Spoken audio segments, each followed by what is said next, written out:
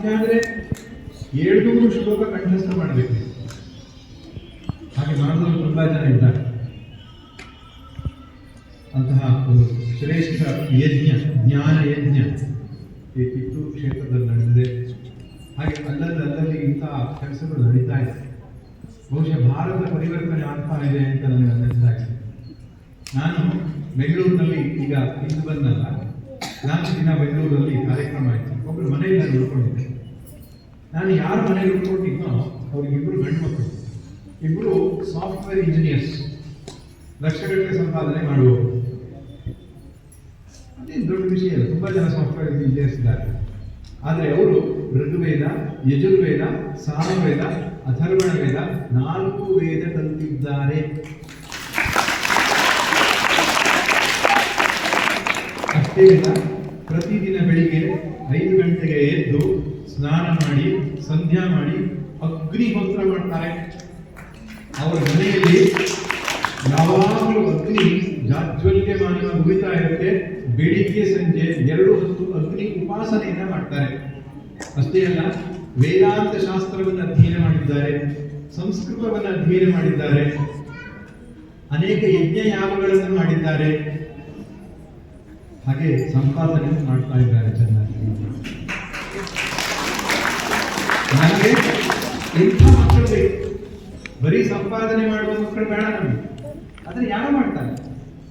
ನಮ್ಮ ಸಂಸ್ಕೃತಿಯನ್ನ, ನಮ್ಮ ಧರ್ಮವನ್ನ ಉಳಿಸಿಕೊಂಡು ಅಧ್ಯಾತ್ಮ ಸಾಧನೆಯನ್ನು ಬದುಕನ್ನು ಇಟ್ಟುಕೊಂಡು ಲೌಕಿಕ ಜೀವನವನ್ನು ಯಶಸ್ವಿಯಾಗಿ ಮಾಡತಕ್ಕಂತಹ ಯುವಕರು, ಮಕ್ಕಳು ಬೇಕಾಗಿದ್ದಾರೆ. ಪೇರೆಂಟ್ಸ್, ತಂದೆ ತಾಯಿಗಳ ದೊಡ್ಡ ಜವಾಬ್ದಾರಿ ಇದನ್ನು ಕೊಡಲಿ. ಸಂಸ್ಕೃತ ಕಲಿಸಿ, ನಮ್ಮ ಸದ್ಗ್ರಂಥಗಳನ್ನು ನಮ್ಮಲ್ಲಿ ಕಲಿಸಿಕೊಡಿ. ಅದರೊಟ್ಟಿಗೆ ನಾವು ಇಂಜಿನಿಯರ್ ಆಗಲಿ, ಡಾಕ್ಟರ್ ಆಗಲಿ, IAS ಆಫೀಸರ್ ಆಗಲಿ, ನಾವು ಅದನ್ನ ಲಕ್ಷ್ಯಕ್ಕೆ ತೆಗೆದುಕೊಳ್ಳೋದೇ. ನಮ್ದೇನಪ್ಪ ಅಂದ್ರೆ ಮಕ್ಕಳದ ಎಜುಕೇಶನ್ ಅಂದ್ರೆ ಒಳ್ಳೆ ಸಂಪಾದನೆ ಮಾಡಬೇಕು, ಒಳ್ಳೆ ಕಂಪನಿಗೆ ಸೇರಬೇಕು, ಒಂದು ಒಳ್ಳೆ ವ್ಯಕ್ತಿ ಆಗಬೇಕು ಅಂತ ಅದನ್ನು ಯೋಚನೆ ಮಾಡಬೇಕು. ವ್ಯಕ್ತಿ ಆಗೋದು ಹೇಗೆ? ನಮ್ಮ ಸನಾತನ ಧರ್ಮದ ಮೌಲ್ಯಗಳನ್ನು ತಿಳಿದುಕೊಳ್ಳುವುದಿಲ್ಲ. ಭಗವದ್ಗೀತೆ, ರಾಮಾಯಣ, ಮಹಾಭಾರತ, ಭಾಗವತ, ಉಪನಿಷತ್ತುಗಳು ಇಂತಹ ಸದ್ಗ್ರಂಥಗಳನ್ನ ನಮ್ಮ ಮಕ್ಕಳು ಕಲಿಬೇಕು. ದೈನಂದಿನ ಬದುಕಿನಲ್ಲಿ ಆಚರಣೆಗಳನ್ನು ಇಟ್ಟುಕೊಳ್ಬೇಕು. ಪ್ರತಿದಿನ ಬೆಳಿಗ್ಗೆ ಎದ್ದು ಭಗವಂತನ ನಾಮಜಪ, ಭಗವಂತನ ಪಾರಾಯಣ, ಪೂಜೆ ಮುಂತಾದಂತಹ ಆಚರಣೆಗಳನ್ನು ಇಟ್ಟುಕೊಂಡು ಬದುಕನ್ನು ನಡೆಸಬೇಕು. ಅವಾಗ ಏನಾಗ್ತದೆ? ಸಂಪಾದನೆಯೊಂದು ಮನಃಶಾಂತಿಯು ಸಿಗ್ತದೆ. ಇಲ್ಲಕ್ಕೆ ದುಡ್ಡು ಮಾಡ್ತಾರೆ, ಮನಃಶಾಂತಿ ಇರೋದಿಲ್ಲ. ಅದಕ್ಕೆ ಅಲ್ಲಿ ಇಲ್ಲಿ ತಿರುಗಾಡೋದಾಗತ್ತೆ. ಈ ಭಗವದ್ಗೀತೆ ನಿಮಗೆ ಹೇಳಿಕೊಟ್ಟಿದ್ರ ಉದ್ದೇಶ ಇಷ್ಟೇನೆ, ಇದು ಬದುಕಿನ ಅವಿಭಾಜ್ಯ ಅಂತ ಆಗಬೇಕು, ಇದು ಸಾಧ್ಯ ಇದೆ. ಹಾಗೆ ಎಷ್ಟೋ ಜನ ದೊಡ್ಡ ದೊಡ್ಡ ಉದ್ಯೋಗದಲ್ಲಿರುವವರು, ಇಂಜಿನಿಯರ್ಸ್ಗಳು, ಡಾಕ್ಟರ್ಸ್ಗಳು ಇಂತಹ ಆಚರಣೆಗಳನ್ನು ಇಟ್ಕೊಂಡಿರೋದನ್ನು ನಾನು ನೋಡಿದ್ದೇನೆ. ಆದರೆ ಅದು ಸಾಧ್ಯ ಇಲ್ಲ. ನನಗೆ ಸಮಯ ಇಲ್ಲ ಅಂತ ಹೇಳೋದು ತಪ್ಪು. ಬೇರೆ ಮಾಡೋದನ್ನು ಸ್ವಲ್ಪ ಕಡಿಮೆ ಮಾಡಿದ್ರೆ, ಮೊಬೈಲ್ ನೋಡೋದು ಕಡಿಮೆ ಮಾಡೋದು, ಹರಟೆ ಹೊಡೆಯೋದು ಕಡಿಮೆ ಮಾಡೋದು, ಹೊರಗಡೆ ಹೋಗಿ ಪಾನಿಪುರಿ, ಮಸಾಲೆ ಪುರಿ ತಿನ್ನೋದು ಕಡಿಮೆ ಮಾಡಿಬಿಟ್ರೆ ಟೈಮ್ ಎಲ್ಲ ಸಿಗ್ತದೆ. ಅದಕ್ಕೆ ಒಬ್ಬರು ಹೇಳ್ತಾ ಇದ್ದಾರೆ, ಪುಸ್ತಕ ಓದಬೇಕು ಅಂತ. ಮಕ್ಕಳು ತುಂಬಾ ಪುಸ್ತಕ ಓದುವ ಅಭ್ಯಾಸ ಮಾಡ್ಕೊಳ್ಬೇಕು. ಮೊಬೈಲ್ ಅನ್ನ ಮುಟ್ಟಬಾರ್ದು. ಏನೋ ಹೋಮ್ವರ್ಕ್ ಇದೆ, ಏನೋ ಅನಿವಾರ್ಯ ಇದೆ ಅಂದ್ರೆ ತಂದೆ ತಾಯಿ ಸಮ್ಮುಖದಲ್ಲಿ ಅದನ್ನು ತೆಗಿಲಿಕ್ಕೆ ಹೊರತು ಮಕ್ಕಳಿಗೆ ಮೊಬೈಲ್ ಕೊಡಬಾರ್ದು. ಏನ್ ಹೇಳ್ತಿದ್ರು ಅವರು ಅಂದ್ರೆ, ಮೊಬೈಲ್ ಹೇಳ್ತಂತೆ, ತಲೆ ತಗ್ಗಿಸಿ ನನ್ನನ್ನು ನೋಡು, ನಿನ್ನನ್ನು ತಲೆ ಎತ್ತಿ ತಿರುಗುದಂತೆ ಮಾಡುತ್ತೇನೆ. ಪುಸ್ತಕ ಹೇಳ್ತಂತೆ, ತಲೆ ತಗ್ಗಿಸಿ ನನ್ನನ್ನ, ತಲೆ ಬಗ್ಗಿಸಿ ನನ್ನನ್ನು ನೋಡು, ನಿನ್ನನ್ನು ತಲೆ ಎತ್ತಿ ತಿರುಗುವಂತೆ ಮಾಡುತ್ತೇನೆ ಅಂತ.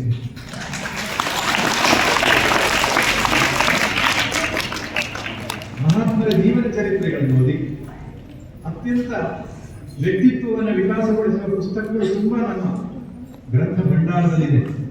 ಅವುಗಳನ್ನೆಲ್ಲ ತರಿಸಿಕೊಂಡು ಪುಸ್ತಕ ಓದುವ ಅಭ್ಯಾಸ ಮಾಡ್ತಾರೆ. ನಿತ್ಯ ಜಪ ಮಾಡುವ ಅಭ್ಯಾಸ ಮಾಡಿಕೊಳ್ಳಿ. ನಾಮ ಜಪ, ಯಾವ ದೇವರ ನಾಮ ಜಪ ಆದರೂ ಅಡ್ಡಿ, ದೇವಿಯ, ಗಣಪತಿಯ ಅಥವಾ ಕೃಷ್ಣನ, ರಾಮನ, ಶಿವನ, ನಿಮ್ಮ ಇಷ್ಟ ದೇವರ ಜಪವನ್ನು 108 ಆದರೂ ಕನಿಷ್ಠ ಪಕ್ಷ ದೇವರ ಮುಂದೆ ಕುಳಿತುಕೊಂಡು 2 ಹೊತ್ತು ಮಾಡಿದ್ರು ಉತ್ತಮ. ಅಕಸ್ಮಾತ್ ಆಗಲಿಲ್ಲ, 1 ಹೊತ್ತಾದರೂ ಕೂಡ ಜಪ ಮತ್ತು ಸ್ತೋತ್ರ ಪಾರಾಯಣ. ಸ್ತೋತ್ರ ಪಾರಾಯಣ ಬರಲ್ಲ ಅಂದ್ರೆ ಭಗವದ್ಗೀತೆ ಕಲ್ತಿದ್ದೀರಲ್ಲ, ಜಪ ಮಾಡಿ, ಭಗವದ್ಗೀತೆ ಪಾರಾಯಣ ಮಾಡಿ, ಭಗವಂತನನ್ನು ಸ್ಮರಿಸುತ್ತಾ ನಮ್ಮ ಲೌಕಿಕ ಜೀವನವನ್ನು ನಾವು ಯಶಸ್ವಿಯಾಗಿ ನಡೆಸಿದರೆ ಆಂತರಿಕ ಶಾಂತಿ, ಹೊರಗಡೆ ಜಗತ್ತಿನಲ್ಲಿ ಯಶಸ್ಸು ಇರುವುದು ಸಾಧ್ಯ ಇದೆ ಅಂತ ಹೇಳ್ತಾ ಅಂಥದ್ದು ಪರಿಚಯಾತ್ಮಕವಾದಂತಹ ಕೆಲಸ ನಡೆದಿದೆ. ಇಷ್ಟು ದಿನಗಳ ಕಾಲ ಏನ್ ಮಾಡ್ಲಿಕ್ಕೆ ಸಾಧ್ಯ? ಒಂದು ಪರಿಚಯ ಮಾಡ್ಲಿಕ್ಕೆ ಸಾಧ್ಯ. ಆದರೆ ಅದು ದೊಡ್ಡ ಸಾಗರ ನೆನಪಿರಿ. ಭಾರತಕ್ಕೆ ಈ ಹೆಸರು ಬರಲಿಕ್ಕೆ ಕಾರಣವೇ ಜ್ಞಾನ ಸಾಗರ. ಅತ್ಯಂತ ಶ್ರೇಷ್ಠವಾದ ಗ್ರಂಥಗಳ ರಾಶಿ ನಮ್ಮಲ್ಲಿದೆ. ಮಹಾಜ್ಞಾನಿಗಳು ಈ ದೇಶದಲ್ಲಿ ಆಗಿದ್ದಾರೆ. ಆದ್ರಿಂದ ನಮ್ಮ ಆ ಪ್ರಾಚೀನ ಘನತೆಯನ್ನು ನಾವು ಸ್ಮರಿಸಿಕೊಡ್ಬೇಕು. ನಮಗೆ ಶಾಲೆಯಲ್ಲಿ ಹೇಳ್ಕೊಡಲ್ಲ. ಪಾಣಿನಿ ಯಾರು ನಮಗೆ ಗೊತ್ತಿಲ್ಲ, ಕೌಟಿಲ್ಯ ಯಾರು ನಮಗೆ ಗೊತ್ತಿಲ್ಲ, ಭರತ ಯಾರು ನಮಗೆ ಗೊತ್ತಿಲ್ಲ, ಪತಂಜಲಿ ಬಗ್ಗೆ ಗೊತ್ತಿಲ್ಲ, ಗೌತಮನ ಬಗ್ಗೆ ಗೊತ್ತಿಲ್ಲ, ಕಣಾರದ ಬಗ್ಗೆ ಗೊತ್ತಿಲ್ಲ. ಆದ್ರೆ ಇವರೆಲ್ಲರ ಹೆರಿಟೇಜ್ ನಮ್ಮ ರಕ್ತದಲ್ಲಿ ಹರಿತಾ ಇದೆ. ಅರ್ಥಶಾಸ್ತ್ರದ ಬಗ್ಗೆ ದೊಡ್ಡ ಗ್ರಂಥ ಬರೆದವನು ಕೌಟಿಲ್ಯ, ನಾಟ್ಯಶಾಸ್ತ್ರದ ಬಗ್ಗೆ ಗ್ರಂಥವನ್ನು ಬರೆದವನು ಭರತಮುನಿ, ಮನೋವಿಜ್ಞಾನದ ಬಗ್ಗೆ ಗ್ರಂಥ ಬರೆದವನು ಪತಂಜಲಿ, ಆಯುರ್ವೇದದ ಬಗ್ಗೆ ಸುಶ್ರುತ, ಚರಕ, ಖಗೋಳಶಾಸ್ತ್ರದ ಬಗ್ಗೆ ವರಾಹಮಿಹಿರ, ಹೀಗೆ ದೊಡ್ಡ ದೊಡ್ಡ ಜ್ಞಾನಿಗಳು ನಮ್ಮ ದೇಶದಲ್ಲಿ ಆಗಿ ಹೋಗಿದ್ದಾರೆ. ಅವರ ಪರಿಚಯವನ್ನು ಮಾಡಿಕೊಳ್ಳೋಣ. ಅವರ ಆದರ್ಶದಲ್ಲಿ ನಾವು ಬದುಕನ್ನು ನಡೆಸುವ ಪ್ರಯತ್ನವನ್ನು ಮಾಡೋಣ. ಈ ನಿಟ್ಟಿನಲ್ಲಿ ನೀವೆಲ್ಲ ಮನಸ್ಸು ಮಾಡಿ ಗೀತೆಯನ್ನು ಕಲಿತಿದ್ದೀರಿ. ಹೀಗೆ ಬೇರೆ ಬೇರೆ ಗ್ರಂಥಗಳನ್ನು ಕೂಡ ಕಲಿತುಕೊಳ್ಳಿ. ನಮ್ಮ ದೇಶದ ಹಿರಿಮೆ ಗರಿಮೆಯನ್ನು ಅರಿತುಕೊಂಡು ಆ ರೀತಿ ಬದುಕನ್ನು ನಡೆಸುತ್ತಾ ಜಗತ್ತಿಗೆ ಮಾದರಿಯಾದಂತಹ ಭಾರತ ದೇಶವನ್ನು ಕಟ್ಟಬೇಕು. ನಾವು ಭಾರತ ವಿಶ್ವಗುರು ಆಗಬೇಕು. ಇನ್ನೊಮ್ಮೆ ಈ ದೇಶಕ್ಕೆ ಬಂದು ಬದುಕನ್ನ ಕಲ್ತ್ಕೊಂಡು ಹೋಗ್ತಿದ್ರಂತೆ ವಿದೇಶದವರು. ನಾನು ನೋಡ್ತೇನೆ. ಸ್ವಂ ಚರಿತ್ರಂ ಶಿಕ್ಷೆಯನ್ನು ಪೃಥಿವ್ಯಾಂ ಸರ್ವಮಾನವ. ಬೇರೆ ಬೇರೆ ದೇಶಗಳಿಂದ ನಮ್ಮ ಭಾರತ ದೇಶಕ್ಕೆ ಬಂದು ಊಟ ಮಾಡೋದು ಹೇಗೆ, ಬಟ್ಟೆ ಉಡೋದು ಹೇಗೆ, ವಿದ್ಯಾಭ್ಯಾಸ ಹೇಗೆ, ಕೌಟುಂಬಿಕ ಜೀವನ ಹೇಗೆ, ಸಾಮಾಜಿಕ ಜೀವನ ಹೇಗೆ, ಆಧ್ಯಾತ್ಮಿಕ ಚಿಂತನೆ ಹೇಗೆ ಅದನ್ನು ಕಲ್ತ್ಕೊಂಡು ಹೋಗಿದ್ದಾರೆ ನಮ್ಮ ದೇಶಕ್ಕೆ ಬಂದು. ಹಾಗೆ ಮತ್ತೊಮ್ಮೆ ನಮ್ಮ ದೇಶದಲ್ಲಿ ಅಂತಹ ಋಷಿಗಳು, ಅಂತಹ ಜ್ಞಾನಿಗಳು ಸೃಷ್ಟಿಯಾಗಿ ಜಗತ್ತಿಗೆ ಮಾದರಿಯಾಗತಕ್ಕಂತಹ ದೇಶ ನಮ್ಮದಾಗಿ ಆ ಕೆಲಸದಲ್ಲಿ ನಿಮ್ಮೆಲ್ಲರ ಜವಾಬ್ದಾರಿ ಬಹಳ ದೊಡ್ಡದಿದೆ. ನೀವೆಲ್ಲ ಟಾರ್ಚ್ ಬಿಯರರ್ಸ್. 40-50 ಆದವುದೆಲ್ಲ ಮುಗಿತು. ಇನ್ನೆಲ್ಲ ನೀವು ಆ ಹೆರಿಟೇಜ್ ಅನ್ನ, ಆ ಮಹತ್ತಾದಂತಹ ಜ್ಞಾನ ನಿಧಿಯನ್ನ ಮುಂದಕ್ಕೆ ಕೊಂಡೊಯ್ಯಬೇಕು. ಭಗವಂತ ಆ ಶಕ್ತಿಯನ್ನ ಎಲ್ರಿಗೂ ಕೊಡಲಿ. ಇಂತಹ ಕಾರ್ಯಕ್ರಮಗಳು ಮತ್ತೆ ಮತ್ತೆ ನಡೆಯಲಿ. ಪೂಜೆ ಉತ್ಸವಾದಿಗಳು ನಡೀತಾನೆ ಇರ್ತದೆ. ಆದರೆ ಮಕ್ಕಳಿಗೆ ಶಿಕ್ಷಣ ಕೊಡು. ಮಕ್ಕಳ ವ್ಯಕ್ತಿತ್ವದಲ್ಲಿ ನಮ್ಮ ಪ್ರಾಚೀನ ಚಿಂತನೆಗಳನ್ನು ಹೊಂದುವಂತಹ ಕೆಲಸ. ಬೇಸಿಗೆ ಶಿಬಿರ ಮತ್ತು ಭಗವದ್ಗೀತೆಯ ಏನು ಪಾಠ ಅಂತ ಏನು ನಡೀತದೆ, ಅದರೊಟ್ಟಿಗೆ ಸಹ ತತ್ವ ಪದ ಕೂಡ ನೀವು ಕಲಿಬೇಕು. ತತ್ವ ಪದದಲ್ಲಿ ನಮ್ಮ ಭಾರತ ದೇಶದ ಉನ್ನತದ ಒಂದು ಚಿಂತನೆ ಅದರಲ್ಲಿದೆ. ತತ್ವೈಕ ಚಿಂತನೆ ಅಂತ ಹೇಳ್ತಾರೆ, ಅದು ಅದರಲ್ಲಿದೆ.